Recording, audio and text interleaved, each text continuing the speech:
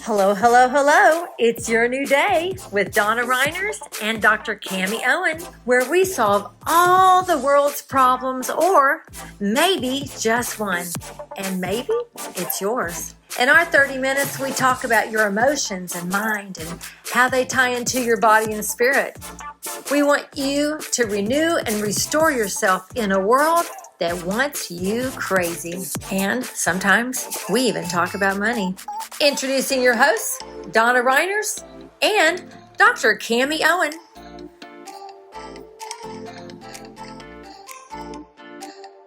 Hello, this is Donna. And Dr. Cami. And we're here on purpose, and you are too, so don't leave. Stay with us. So we're going to talk about some supernatural things that make absolutely no sense whatsoever. But do we not live in a supernatural world? Yes, we do. And Dr. Cami, take it away. Yes. Well, I have supernatural things happen to me all the time. I do too. But this is specific. It's pretty cool. It is pretty specific. So, was it, I guess a couple of months ago? Mm-hmm, it was. A couple of months ago, I am driving from Houston to San Antonio for a conference. And one of my employees was with me. And so we're just going. Bebopping along in the Tesla. And I don't need to hear about it. Yeah, I have a Tesla. It's okay. It was actually a birthday present for my husband that then went and bought a truck. So, and that qualifies it right there. It's a gift. No, I'm just kidding. Yes. Anyway, I love it. It's fun to drive. Anyway, so we're leaving. And we may have to get one. We need a new car. It's a lot of fun. Anyway, and I'm not worried about him turning off the Tesla because I have a truck. So anyway, we're good to go. Yeah, I'm good. Okay. And if we get to that point, we're in a bigger, deeper hole. True that. And I don't live in that timeline anyway. So amen. Amen. Okay, starting over. Anyway, you have a story about bebopping along too. So to San Antonio, and so we're driving, and the weather. Again, I don't watch the news. I don't keep up with all that. So, but I can see with my eyeballs that there's some weather, and it was starting to rain in Houston. So we left, and we had worked all day, and we're leaving, and it's like 6:30 at night, and we're leaving. And it's about a 3 and a half hour drive from us. And I-10 has construction along the way and all that. So I wanted to get there before 10 or 11, so because we had to get up early the next morning. So we're leaving, and for all those that live in Texas know about Buc-ee's, So you have to stop in Buc-ee's on the way to San Antonio. And I just was going to charge my car because I wanted to and the weather was starting to get bad. So we sat, and it was like torrential rains. So we just sat and charged the car and watched a comedy show while we were charging the car. I bet. and then the weather cleared up. I said, we better probably head out. So we take off, and we're about 40 miles outside of San Antonio, and there's a lot of construction right there. So there's the big concrete barriers, and there's on the inside lane. And all along, there's some on the shoulder lane. Some of them are there, some of them are not. Just depends on where you are on the road. But you're literally the traffic is in the main lane and the shoulder lane. Okay, that's where they have you going. Okay, if you're off the actual real. Okay, they have everything moved over. So we're driving, and it's dark. It is so dark out there. There's no lights. There's no buildings. It's just pasture and freeway, and we're going, and we're in the rain. It's raining. It's torrential raining coming down, and I'm a lot of the times I had the car driving itself, but when it's that kind of weather, I took over. So I'm driving, and all of a sudden there's a car there's 2 lanes. No, there's 3 lanes. There's a truck pulling like a old horse trailer. Okay. Enclosed horse trailer, small. He's pulling that, and I'm in this lane here, the middle lane. He starts doing this. Fishtailing, and then starts turning. So I hit the brakes, and I swerved to miss him, and I didn't miss him. At that point, the trailer separated from the car, and it started spinning and hit the back of the car, feel it, and then came around and then something hit the front of the car. Wow. I can't remember. I'm spinning. And it's pitch black. I'm spinning, and there's Wow. cars. And so we got impacted this way. We slid off into the ditch and then came back up, and we're in the it's pouring down rain, and end up this way in the middle of the freeway. And this all happens really fast. Yeah, yeah. And I look over and I see here comes a big truck right into it, because I'm this way across 2 lanes. Oh my goodness. And it's the driver's side. It's coming around, and I just shove it in the reverse and pull off, and then that car hits the front of the car. Wow. You could see it just go right through the front of the car. And so then we're off to the side, off into the ditch again, because I hit it in the reverse. And so I pulled up, and I'm like, I don't know if the car is drivable, but then I see that this car hit the culvert doing 60 miles an hour. We were doing about 55 or 60 because of the rain. And your integrative medicine hat is always on. I did. So I had to hop out, and I'm in scrubs because we literally left the office. We're both, I don't think she was in scrubs, but I was in scrubs. So I get out to go check on them because their car is in the culvert, and I don't even know where this trailer is now. It's so dark that you can't see anything. Wow. You can't see a thing. And so I go check on them, and then I came over, and the car is off in the ditch. I'm like, I don't know if it's drivable. And we were out with our cell phones. It was so dark, and this matters. It was so dark that I had the cell phone on, and I couldn't see even if the tire was flat.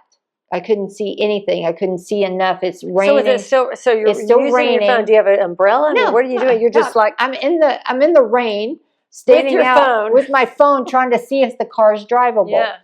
And so we I'll tell that part later. But so the guy was fine. He had a big laceration, and then I had a big laceration on my arm. I don't know where it came from because there's no shattered glass or anything, but I had a mark on my arm. And so he had a big laceration on his arm, but it looked fine. And, I'm not standing in the middle of the freeway. It's dangerous. Right. And you're good, so I'm done. You're good. And he's trying to find his trailer, and and the trailer, the A-frame part of the trailer is what separated. So it was still in the back of the car, but the rest of the trailer went away. So he can't back out because it's digging into the so then his helper's out there holding it up, and they're trying to pull the car because they have the entire I-10, a major thoroughfare. Yeah, you're in a pickle, man. Yes, it's dangerous because again, it's so dark. There's no lights. There's no street lights on because they're doing construction there and everything. And so I see a love station about one exit down from where we were, and I said, I don't know if the car's drivable, if the tires are flat, or if it's drivable. We're gonna limp to this thing. So I pull up out of the thing, and I start driving, and you hear that blah, blah, blah. I said, the tire's flat. We're just gonna drive on the rim. And what we were on is that part on the shoulder that makes you wake up. Yes. And so when we got all the way on the lane, it's like it felt normal, and normally the car will tell you that it's flat, but I wasn't really worried about that. And so I called my husband while we were stopped. I said, look, I had a wreck, and I don't know what's going to happen. Maybe you have to come get us. I don't know, but anyway, I had a wreck, and he's like, well, call Tesla and they'll come get you. And I said, well, I'm not doing that because we're in the middle of So we'll limp up to the station. I'll call Tesla and they'll come get me. So we get up there, and that's the only place there's lights. There's no lights anywhere. We get up to the pull underneath the gas, which is kind of funny to watch a Tesla pull up under the gas pumps, but I did that. And we both jumped out of the car. And while the thing was happening, it was like in slow motion. I could see everything. So you're back in the accident. Yeah, I'll go back in your to brain. that. Yeah, I'll go back to that. Yeah. But we get out and look. There's not a scratch on my car. Not a scratch on my car. And you know you got hit in the front and the back. Yes, we both, and I was so thankful there was a witness there. It wasn't just me telling this crazy story because, okay, Cammie's in crazy land again. So I was, and one of the things my husband said that I forgot about, he said, honk the horn on the Tesla, because what that does is timestamp the cameras, because there's 8 cameras around Teslas, all Teslas, whether you have that feature on your car or not, it's on there. That's how they got all this data on how to auto drive. That's a Tesla. I like cameras. Yeah. So anyway, I honked the horn when we were leaving, so that I would have 15 minutes before and 15 minutes after the incident. Yeah. And so, and it does it automatically anyway, but I don't think I had that setting on there. Anyway, so I honked the horn. We get up there, not a scratch in the car. We both walked around that car 2 or 3 times. Like, no, wait, what?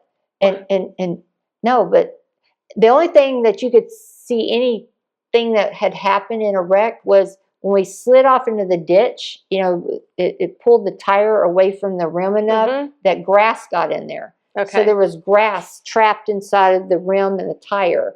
And then when it snapped back, it held it there. So that was it. That's the only thing you could say that something, and some mud splattered up on the car. And it was mostly washed off because it was raining. So I still wasn't trusting it because, and I had a cut on my arm, right? Like, and I could feel it, like I was like when you've been in a wreck, you're jostled around and everything. Yeah. And so I was like, I was in a form of, and she was very shaken, and because she goes, if I would have been driving, we would have died. I can't believe I can't believe you handled that, because I could, when it was happening, I could see everything, and I could see it in slow motion, and I could see everything happening. I could feel it in slow motion. I could see it in slow motion. And when I hit the car in reverse and that car came, I saw it go right into the front of the car, and felt it. Yeah. So I felt 3 impacts. 3 impacts. One was going off in the ditch. One was the thing hitting the back of the car. One was hitting the front of the car. There was not an impact anywhere. And so, but I could see everything when it was happening. Wow. I could see everything. And so we were just kind of silent on the last 40 miles of our journey, and I didn't get back on the freeway because it's still raining really, and I didn't trust the car because I knew what I had just experienced. Right. And yet there was no evidence of it at all. Wow. Nowhere. So we get to the hotel, and we're both still kind of like in this odd, space, just this really odd space. And then we even told the valet guy at the hotel, we were just in a wreck. There's no evidence of it, even though we both felt the car get hit a couple of times. I don't know if Tesla just like makes a really stout car that does it, stuff bounces off. I didn't know. I was really in that head trying to make logical sense of it, because I am very scientific left brain when I need to be. And I said, so be careful with it, because I don't know if the battery's going to fall out on you. Right. Because he said that the parking space was 3 blocks down the street that he was taking it to. Anyway, so we got upstairs and got our stuff, and we're just kind of now we can, and I really saw my life flash. Yeah. Like, because when that car was coming at me, if that car would have hit me, if I would not have put it in reverse, that car would have went straight in. I would have been dead, because that car was doing 50 or 60 miles an hour, because it was all happening. Everybody's going down the road, and it's just that. So that's the closest I know consciously that I've come to dying. Like it was that impactful for me. It was like everything slowed down, like, everything flashes. The whole thing happened to me. So we get up in the room, and we're just kind of, processing. And then she looked at me and she goes, "Where'd the light come from?" Oh. And I was like,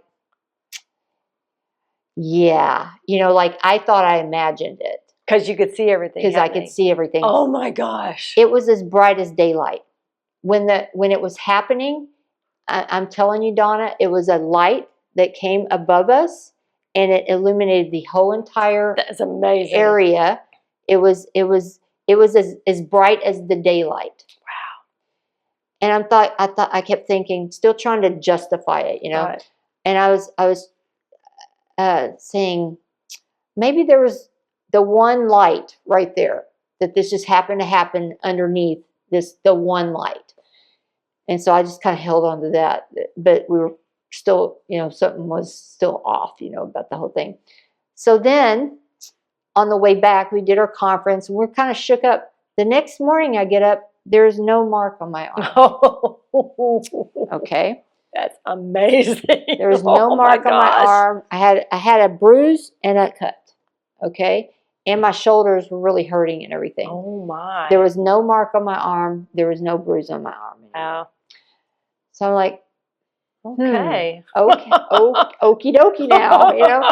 So on the way back, you could tell exactly where the wreck was because the love station was right there. Right. So we could see the love station. Yeah, you had a marker. We know it's going to be here, and you could see it on the other side. There was not one light for at least 3 to 4 miles. Goodness. Not one light anywhere. There wasn't a building. There wasn't anything but pasture on either side. They had taken all the street lights down. There was not one light. So there was this massive light over us, and we could see everything. So I was like, wow. And I was still, I wouldn't say shook, because I don't have a fear of dying, but I was like, had to be startled. Had to start it was a little bit. It was an experience. Like, Yeah. like, wow, like that's really how what they say that happens really did happen to me. I did have that life flash before my eyes in that second, but everything slowed down, and I was like hyper focused. I know scientifically I was in gamma brain waves, you know, hyper focused. Everything slows down. I could see everything. I was doing everything just in the right time, and everything to what I thought at least get us alive. It didn't miss anything. So not a mark on the car, all that. And she felt the impacts too. It wasn't just me imagining it. She felt it. We both went to the same part of the car immediately when we got out. And we didn't discuss where. We both went to the same place, looking in the same places that we felt it. So fast forward, I get home, and my husband was out of town. So he wasn't home when this happened, or he wasn't home when I got home. Anyway, he was leaving. I don't remember the details, but so I thought, I'm gonna watch the video of the car. I sat in my garage, and I turned it on, and I didn't have a witness for this. This is me, but I turned it on, and I could see right up until you could see the thing start fishtailing. Then there's a complete whiteout of the whole thing. And then my car, while I was in the garage, started doing all this flashing, and then the whole thing was wiped. Wow. So the whole hard drive on the car, the zip drive that you put in it, was wiped. It was completely, there was not one file on it. As soon as I watched it that one time, saw the little fishtail, the white came, and then it's like an energetic surge hit the car, and all of the headlights and everything flashed, the screen flashed and everything, and then it just poof, it was all gone. All right. So you've had time. That just happened. Yeah.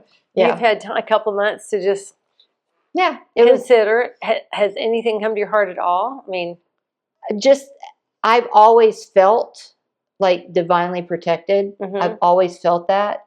And this was just in existence for me. And I also think I jumped a timeline. That's what I believe happened. I believe I was on a timeline where we were hit. And then whatever that was, I jumped a timeline. That's what I believe happened. Now, that's crazy town to you, you know, it is. But I scientifically know that that's possible. I can feel it. What is a timeline? Well, there's, you know, in quantum physics, and in what I believe is how it works, is there's infinite There's infinite parallel universes all the time. Infinite parallel universes. So there was a timeline where we got hit. There was a timeline we got hit and I got hit and died. There was a timeline that, what happened happened. I think a higher part of me chose this timeline instead of that timeline, because that timeline had me die, and it's not time for me to do that right now. So I jumped this timeline. Because in this timeline, there was no damage to the car. There was no damage to me. It's amazing. It was cool. It was really cool. And, I've had people look at me sideways when I tell the story. I've only told the story to a couple of people. But, my husband, he's one of those. It's our secret. Yeah, it's our little secret now. No, but it's funny, I tell these stories and I was telling my husband, like, I don't really believe that he gets how close I came to dying that night. I don't think maybe it's because he doesn't want to get it. Like, he doesn't want to put that in his field, but he's like, oh, well, good. I'm glad the car's okay. I'm glad the car's okay and everything. My God. And even on the drive back, my colleague and I were pretty silent on the way home. We were trying to unpack it. Yeah. And she was really more shook about it than I was, because it really, and maybe the whole thing was for her. The experience was more for her than me, because it really shook some things loose for her. Mm-hmm. And we haven't really talked about it much since then, but we talked a little bit on the way back about just things that she was unpacking about it. So I don't know, but it was, it was very interesting. And I know I'm divinely protected. Like, it was in existence for me to show me, because there's times when what I do in medicine, again, we talked about this before, I'm in the largest medical center of the world. Yeah. And there's a lot of people that don't want me doing what I do. Yeah. Because you talk about pushing back. Yeah. I am pushing back big time. Yeah. And especially during COVID, I was a big pusher at that time. So I know that I'm on radars. I know I'm on certain people's radars, but I don't have any fear about it, because I really, in my heart, I can feel it in all of my being that I'm very divinely protected around this. And so I might have had a little bit of wavering in that before this, because there was a lot of drama going on in my life at the time, and maybe this was just a way for me to see in reality that this is kind of how I've unpacked it for myself. This is the story I'm choosing to make up about it, that I'm divinely protected, and looky here, That's awesome. Yeah, so that's how I look at it. It's nothing wrong here. It was amazing. It's an amazing experience. I don't think I have anything like that other than the story I've already told about being held up at gunpoint and having a voice tell me, turn and walk away from the car. And I ignored it, of course, because I'm busy filling up my gas tank, and then turn away and walk away from the car again. I'm like, but I'm almost finished. And then stand where you are, don't move. And then my heart just beating, going, okay, what's up? Because I'd missed it. And then the man coming and just putting the gun to my head, and, him asking me for the keys to my car. I'm like, absolutely. He's like, thank you. I said, you're welcome. Yeah, if you push number 2, it'll put the seat back for you when you get in. Yeah, really. Yeah. And I'm thankful that, because I was actually talking about this last night, about being overwhelmed, and how emotions, if you really engage your emotions in a way where they're ruling you, that could have been bad for me. Yes. I mean, I could have said, there's no telling. Yes. And maybe I'd have jumped a timeline, maybe I wouldn't have. But I'm glad that I missed that. Yeah. So that I could live to tell another day, just in case. Because some of us know the heavenly realms for us, but nobody wants to go tomorrow. We're holding out for the time of the day when it's time, and not too soon. Right. But when it's time. Yep. And so that happened only 2 months ago. And I think we only have a couple minutes left, maybe a minute and a half left, but I wonder if you've had anything like that happen with you, where maybe you have sensed a shift in your atmosphere, or you've seen things miss you, or you've experienced something and then had no proof that it happened to you. Mm-hmm. You know, it might be a good time to just really remember to thank God. Yeah. Yep. and thank the protection, whether it be through angelic hosts, whether it be through flaming fire that comes to help, whether it be an aunt or an uncle, or what have you, Mm-hmm. or God Himself. You know, it's wonderful that exists. Now, I do know that I'm confident. I'm confident there are questions inside for people that are saying, well, that didn't happen to my son. He got killed. That didn't happen to my wife. She got killed. Mm-hmm. You know, my whole family, you know. So I know that some of you have some turmoil over that. Mm-hmm. And I can't take away your turmoil. I can just say that I feel like over a lifetime we gain this equity on the inside of us with the one who lives in us, so we can see perspective regarding all these situations that occur that make no sense. And do they always end up making sense? Maybe not. Will they make sense someday? I don't know. But I know living on this planet, if we don't find peace, then we'll stay in pieces for the rest of our days, and there'll be no fruit in our life of joy, and we'll live completely unhappy, and that just makes us unhealthy. Mm-hmm. So I just encourage you to find the one who lives inside you. Relate. Have conversation. Listen. Find the voice. Find the frequency. Find the life. Find the light. Find the fire of the one that's leaning into you. Because when you lean into that, you're going to find that homeostasis that you so desire Mm-hmm. for your mind, your will, your emotions, even your finances, you know, because it impacts us all. Yes. In every way. So anyway, we bless you, and we'll see you our next show. Bye. Bye-bye. I love having fun with you. I do too. I love having fun with you. Thank you for joining Your New Day with Donna Reiners and Dr. Cami Owen. We look forward to seeing you next time. Remember, we solve all the world's problems, or maybe just one, and maybe it's yours. Until soon.